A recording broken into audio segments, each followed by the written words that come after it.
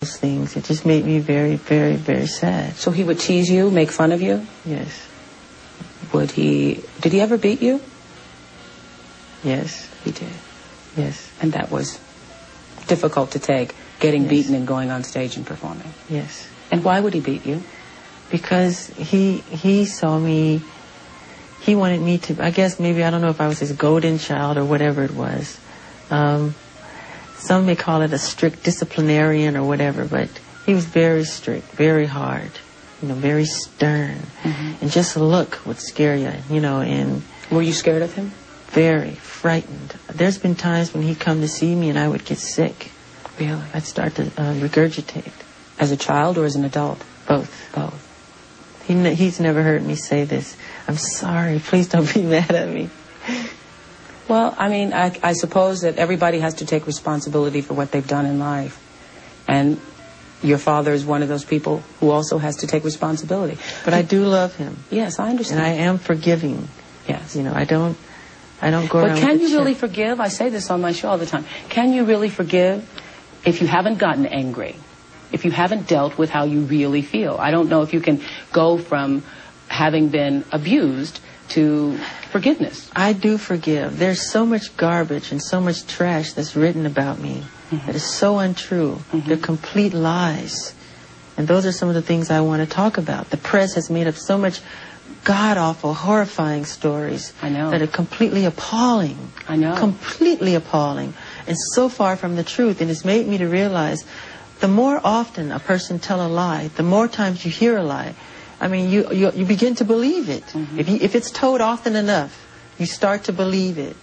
And it's appalling the things that have been said about me, and they're completely false. We're going to come back, and I'm just going to go down the list. Go down the list, Oprah. Go down the list, Go down the list, Oprah. When we come back, of all the things that have been said, the truth will set you free. We're going to talk about it when we come back.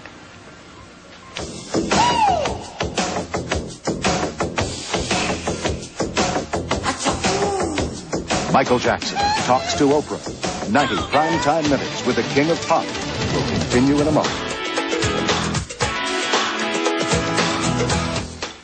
Before we went to break, Michael was sharing with us what growing up being Michael Jackson and the star of the Jackson 5 was like for him, and had expressed that his father had beaten him. And I'm sure that what you're saying is true in what you believe, but since we don't have validation, I have to say that we haven't verified that.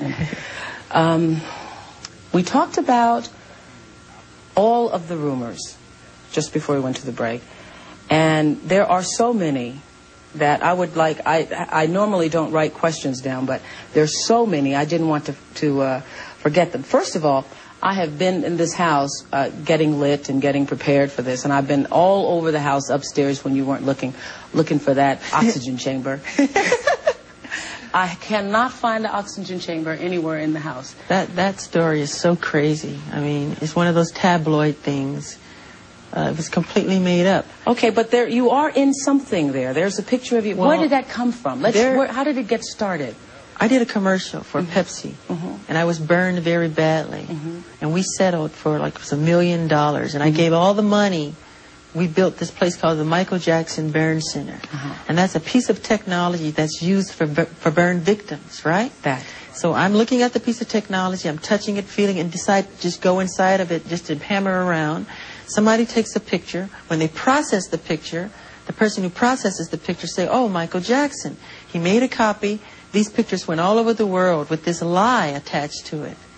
It's a complete lie. Why do people buy these papers and it's not the truth? And I'm here to say, do not judge a person. Do not pass judgment on anyone unless you have talked to them one-on-one. I don't care what the story is. Do not judge them because it's a lie.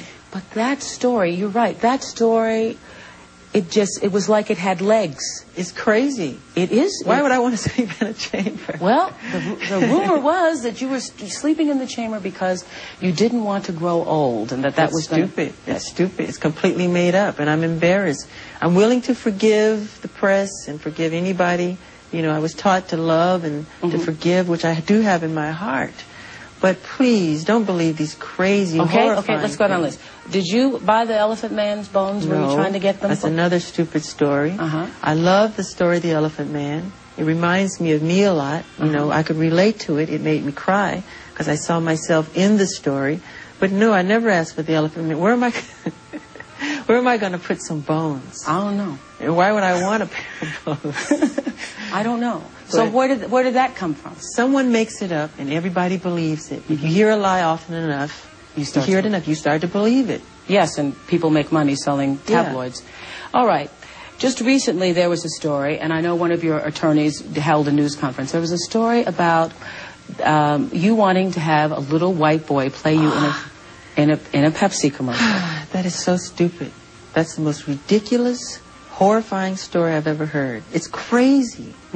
I mean, why? Number one, it's my face as a child in the commercial. Me when I was little. Why would I want a white child to play me? I'm a black American. I'm proud to be a black American. I am proud of my race. I am proud of who I am. I have a lot of pride in who I am and dignity. That's like you wanting an Oriental person to play you as a child. Does that make sense? No. So please, people, stop believing these horrifying stories. Then let's go to the thing that is most discussed about you, I think, is the fact that the color of your skin is obviously different than it was when you were younger. Yes. And so I think it has caused a great deal of speculation and controversy as to what you have done or are doing. Are you bleaching your skin? And is your skin lighter because you don't like being black? Okay, number one, as I know of, there is no such thing as skin bleaching. I have never seen it. I don't know what it is. Well, they used to have those products growing up. I used to hear, always use bleach and glow, but you'd have to have about 300,000 gallons to... Okay, number one, this is the situation. I have a skin disorder that destroys the pigmentation of the skin. It's something that I cannot help. Okay, but when people make up stories that I don't want to be who I am, it hurts me. So it is. It's a problem for me, okay? I can't control it, okay? But what about all the millions of people? Let's reverse it. Okay. What about all the millions of people who sit out in the sun to become darker, to become other than what they are? Nobody says nothing about that. So when did this start? When did the color of your skin start to change? Oh boy, sometime after Thriller.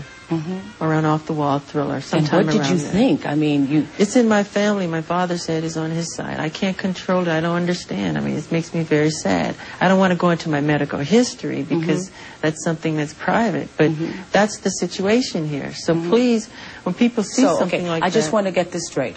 You are not taking anything to change the color of your skin? Oh, God, no. You did not purposely... We're trying to control it, and using makeup evens it out because it makes blotches on the skin, and I have to even out my skin. But you know what's funny?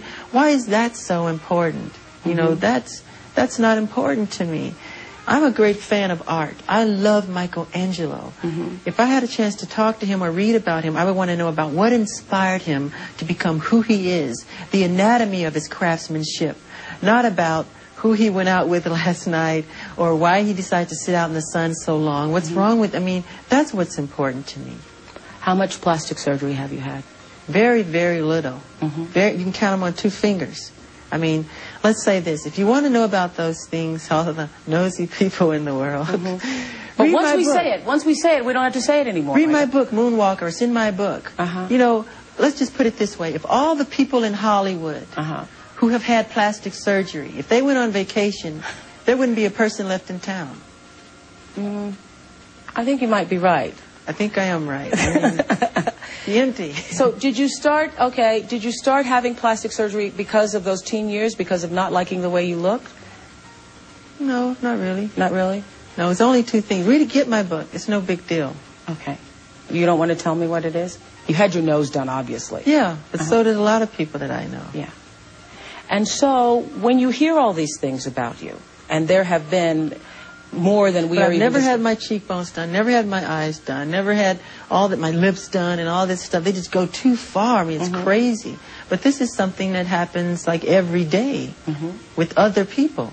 Are you pleased now with the way you look? I'm never pleased with anything. I'm a perfectionist. Yeah. It's part of who I am.